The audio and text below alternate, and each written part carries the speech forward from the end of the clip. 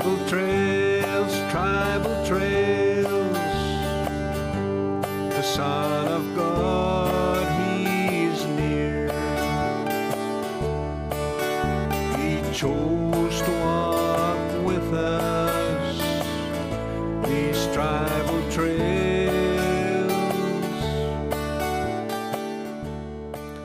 Nobody likes the taste of medicine, but it brings healing to our sick body. It's good for our health. Similarly, no one likes the experience of suffering, but it helps us to check our relationship with God. A psalmist in the Old Testament said, "I know, O Lord, that your laws are righteous, and in faithfulness you have afflicted me.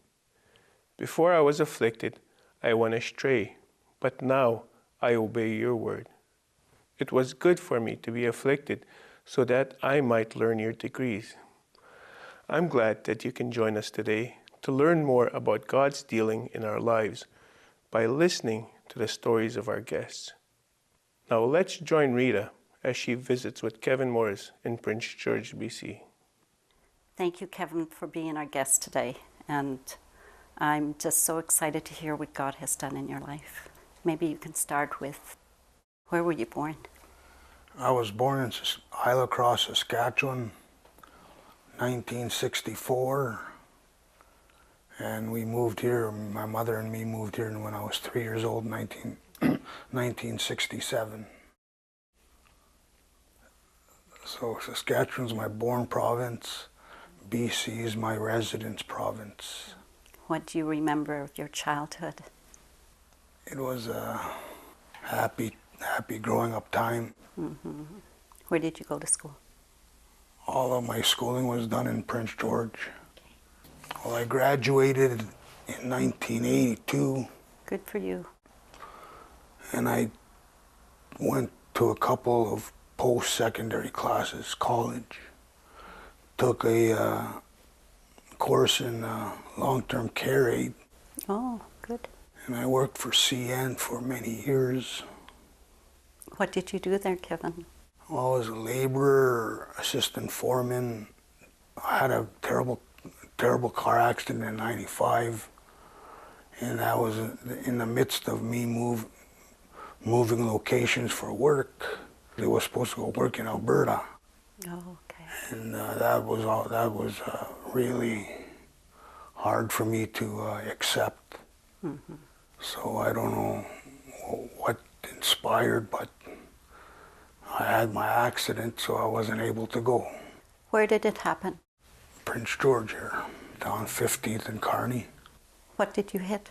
A street light in the middle of the meridian. Oh, okay.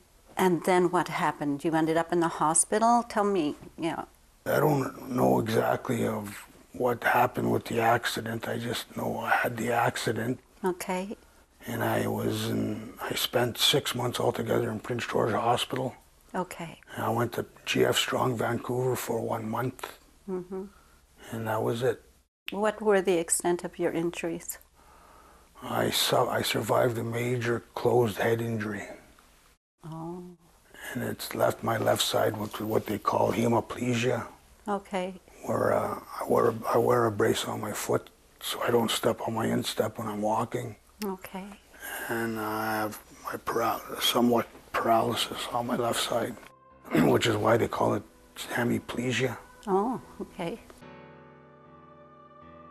Just as man is destined to die once, and after that to face judgment, so Christ was sacrificed once to take away the sins of many people. Would you say that that accident was a near death experience? It sure was. Okay. Kept me from going to hell. Did it? The Lord kept me from going to hell. Okay. My accident was in '95, and in 1997, I heard a very inspirational speaker at the church, Okay. Roger Smets, Mm-hmm. and he asked whoever wanted to accept Jesus to stand up and go to the front.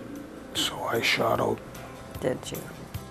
There's a long black train coming down the line, feeding off the souls that are lost and crying. Rails of sin, only evil remains. Watch out, brother, for that long black train.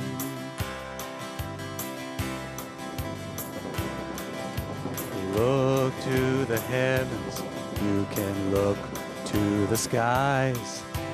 You can find redemption staring back into your eyes. There is protection, there's peace the same.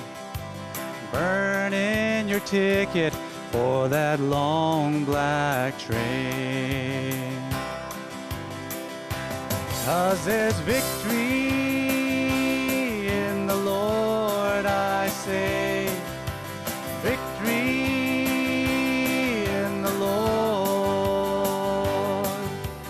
Cling to the Father and His holy name. Don't go riding on that long black train. When you went forward and accepted the Lord, how did that feel? Well, it felt very peaceful, knowing that I do have a reservation for heaven now. Mm-hmm. Was there changes in your life that was evidence that God was in your life? Well, as for the worldly drinking, that went away right now. So what are you doing now, Kevin? Right now, I am taking life relatively easy. Mm-hmm. Do you have a prayer life? Yes. Every day before I wake up at 8 o'clock, instinctively, I have an alarm set in my brain, I guess. Mm-hmm.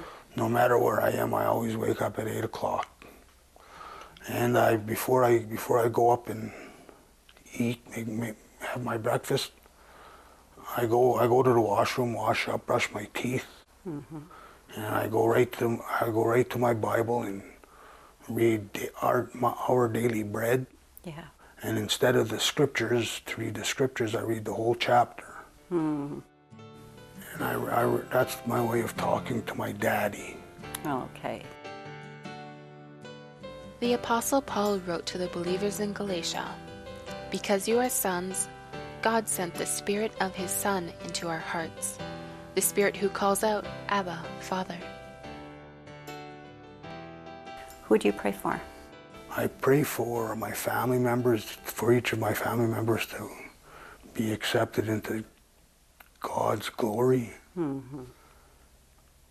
I pray for all the blessings that I've had in my life, that I'm getting. And I just thank Daddy for everything.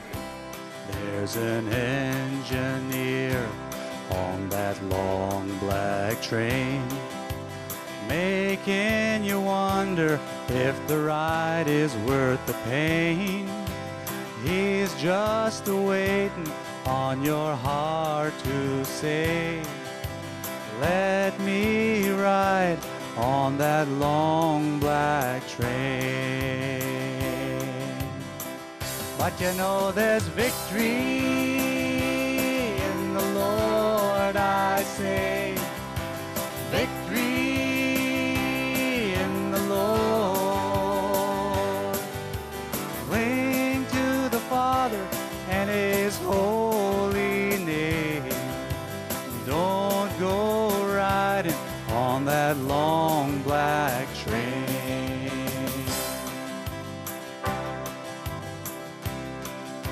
Well, I can hear the whistle from a mile away. It sounds so good, but I must stay away. The train is a beauty, making everybody stare, but its only destination is the middle of nowhere. But you know there's victory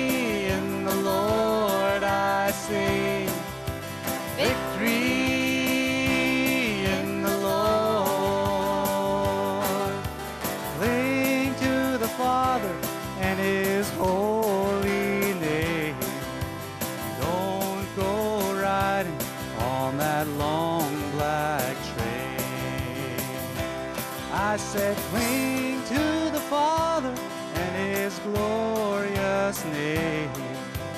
Don't go riding on that long black train. Yeah, watch out, brother, for that long black train. The devil's a driving that long black train. The devil is driving the long black train. Where do you think the train is heading to?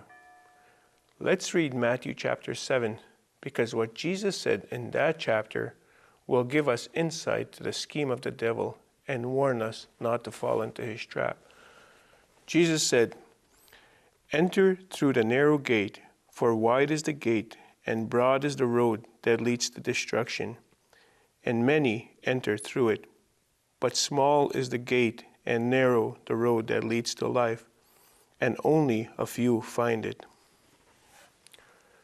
For us to live this life, there are two ways: God's way or the devil's way. What will you choose? I trust that you'll choose the way to life. Jesus said, "For God so loved the world that He gave His one and only Son, that whoever believes in Him shall not perish, but have eternal life." This is God's way of salvation. So do you believe in Jesus Christ, the Son of God? If you believe that He died on the cross for your sin and rose to life again for your righteousness, you are saved. You may have questions and need further assistance. Give us a call. Kevin's mother, Annette Maurice, has been on our program before. Today, she'll share what happened prior to her son's accident. May the 13th, I believe, in 1995, I got a phone call from Saskatchewan that my older sister's oldest son had been killed in Chilliwack along with 2 other people. I went and woke up my daughter. She was living in my basement, and I told her what happened, and she immediately sat up, and I said, "Gregory died." I said, "We have to go to the funeral." My son was working for CN, and he had been on a break, and when I told him about Gregory's death, he was absolutely shattered. He knew Gregory. And with that, we went to Chilliwack. We were there for 5 or 6 days. My daughter and I came back home, and we were both emotionally, mentally, physically, spiritually drained. Mm-hmm. I remember I had to go to work that following morning.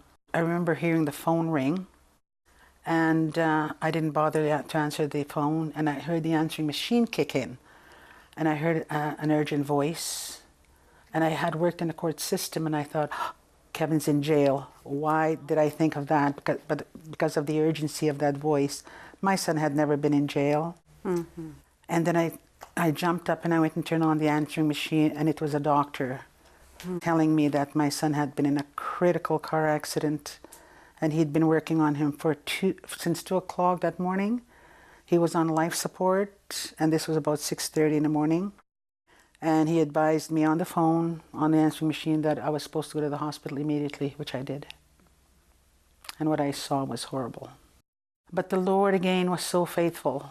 He was so faithful. What did you see?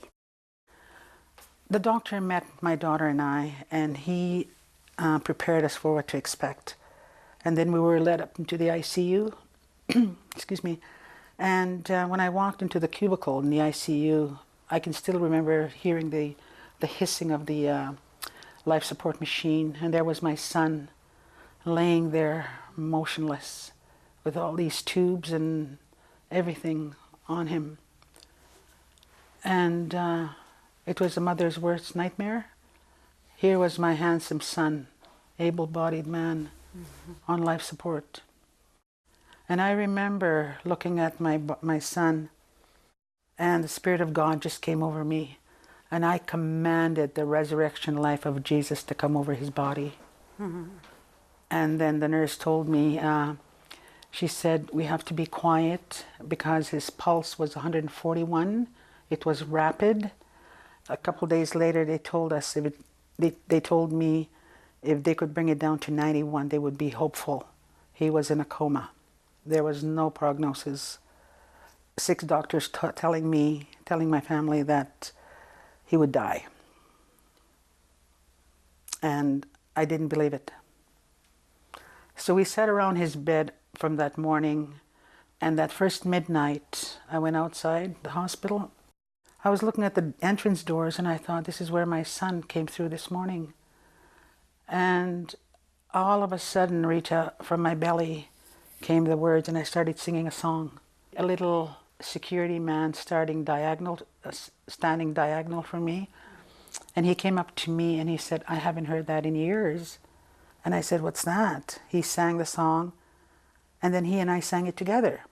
After the song, I went back inside and we sat around his bed all night. The following morning, my pastor came to pray for him. Mm-hmm. And I remember him standing, the pastor standing here, Kevin's laying here, the family's here. And I said, I think God gave me a song last night. Mm-hmm. And I started singing it, for I know whom I have believed, and I am persuaded that he is able to keep that which I've committed unto him against that day. Pastor Tim said 2 Timothy 1:12. Oh!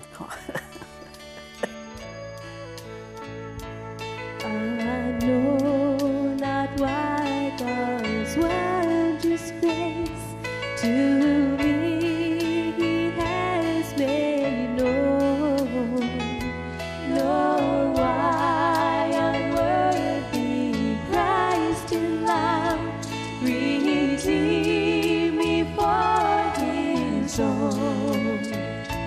But I know whom I have believed and am persuaded that he is able to keep that which I committed unto him against that day. 2 weeks later, 6 doctors met us again. They called us for a little family conference. And they told me there's no hope. And they showed me a blood clot on the x-ray. And it was so close to his brain. After that meeting, my emotions became a little wilted. But I still did not want to believe man. I knew God was in control. And I remember telling the doctors, I know what you're saying, but my son's going to walk out of these doors. My son was still in a coma. And then we went back into the family room, and my daughter and another family member were crying. And I didn't know, but I went back into his cubicle in the intensive care. And I remember standing at the foot of his bed, and I looked at my son on life support in a deep coma. And Rita, I did something that I didn't think I'd ever do. From my heart, I said, Lord, if Kevin is going to be a vegetable, I pray that you will take him home. When Annette submits to the will of God, God acts on her behalf. Things start to happen. First of all, Kevin's pulse dropped from 141 to 91. The light of hope began to come out from the end of the dark tunnel. I was at work one afternoon. My daughter phoned me. She was crying. And I thought, oh, he died. And she said, Mom, she said, he whispered, Mom. Oh. And I said, I'm coming right over. Before that, the doctors would say, Kevin, if you can hear us, can you move your toe? Mm-hmm. Very slowly it would register, and we'd see his toe, and then his fingers. And then one day, can you say, Mom? It took a while, and he whispered, Mom. And for that, I went to the hospital, and the doctor came, and he said, I have to see this. Yeah. And he stood in that room, and I danced. I danced to the Lord, and he said, Kevin, can you say, Mom? Yeah. He was still not out of the coma, but he mouthed the words, Mom. And from there, he had to learn how to sit. He had to learn how to eat. He wore a tracheotomy, and my daughter would nurse him. She would use the suction and clean his lungs. She would shampoo his hair.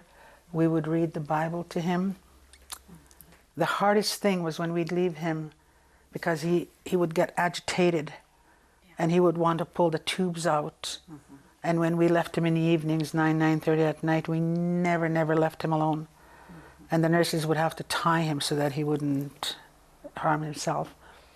And that was the hardest time, when we'd leave him alone all tied up. But we knew he was in God's hands. O Lord, you brought me up from the grave. You spared me from going down into the pit. Sing to the Lord, you saints of his.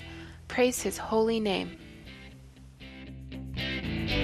Blessed be your name, in the land that is plentiful, where your streams of abundance flow.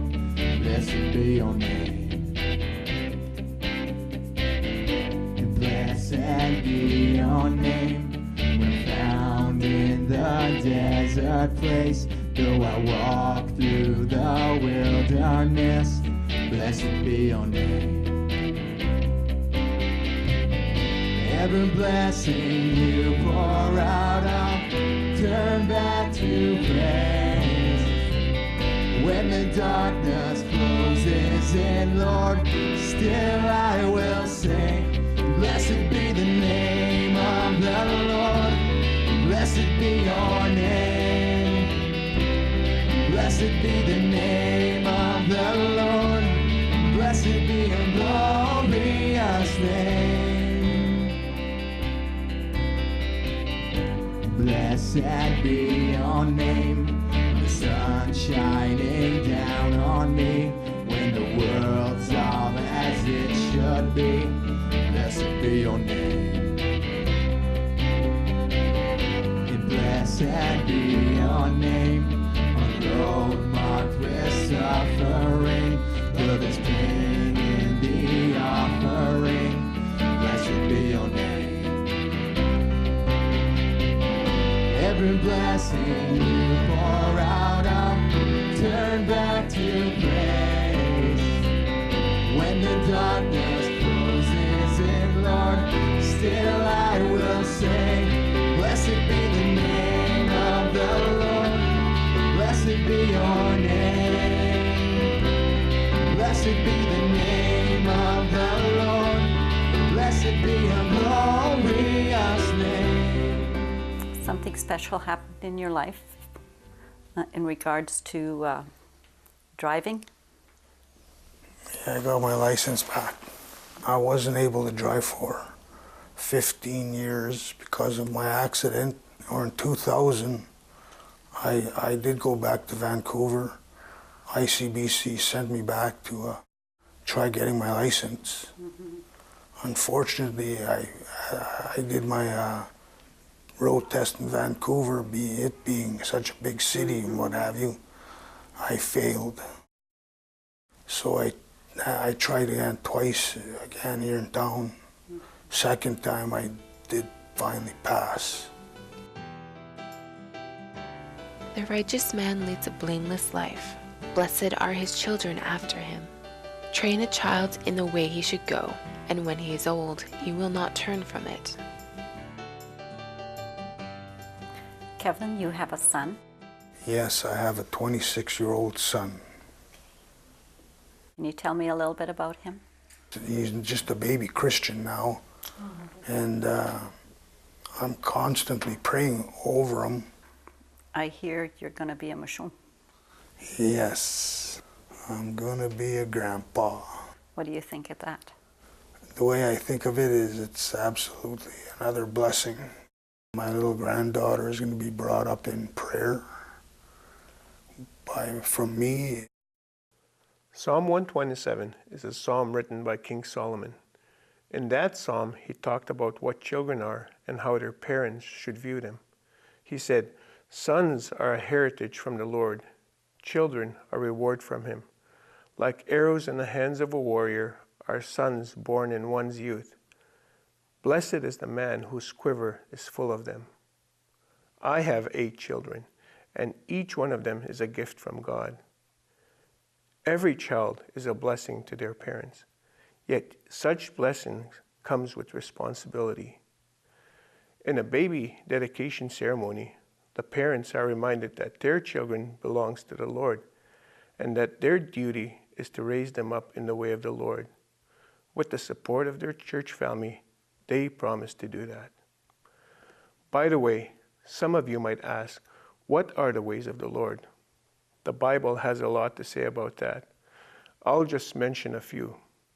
Parents must teach their children God's truth and help them to obey it. They must lovingly discipline their children because they are immature and need guidance. They should not exasperate or frustrate their children. Parents who faithfully train their children can be confident that their efforts are not in vain. So keep up the good work. If you have a need, talk to us. Our phone number and address are on your TV screen. We look forward to hearing from you. Turn back to praise. When the darkness closes in, Lord, still I will sing. Blessed be the name of the Lord. Blessed be your name. Blessed be the name of the Lord. Blessed be your glorious name. Blessed be your name. The sun shining down on me when the world's all as it should be. Blessed be your name. And blessed be your name. On the road marked with suffering, though there's pain in the offering. Blessed be your name. Every blessing you pour out, I'll turn back to praise. When the darkness closes in, Lord, still I will sing. Blessed be the name of the Lord. Blessed be your name. Blessed be the name of the Lord. Blessed be your glorious name. Take away, you give and take away, but my heart will choose to say, Lord, blessed be your name. You give and take away, you give and take away, but my heart will choose to say, Lord, blessed be your name. Blessed be the name of the Lord. Blessed be your name. Blessed be the name of the Lord.